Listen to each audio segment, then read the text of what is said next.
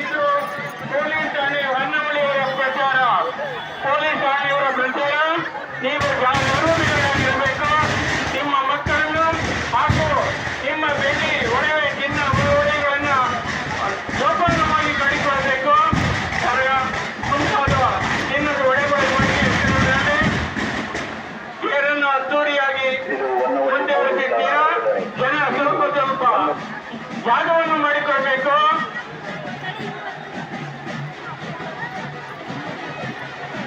ಇನ್ನೇನು ಕೆಲವೇ ನಿಮಿಷಗಳಲ್ಲಿ ಭೂತರಾಯ ಸ್ವಾಮಿಯವರ ಮಳೆಯುವ ಕಾರ್ಯಕ್ರಮ ನಡೆಯಲಿದೆ. ಆ ಮಳೆಯುವ ಕಾರ್ಯಕ್ರಮದ ಸೂಕ್ತ ಜನಗಳು ಅಲ್ಲಿ ಕೋರಬೇಕಾಗಿ ಕೋರ್ತಾ ಇದ್ದೇವೆ. ಆದ್ದರಿಂದ ಜನಸಂಖ್ಯೆ ಸ್ವಲ್ಪ ದೂರ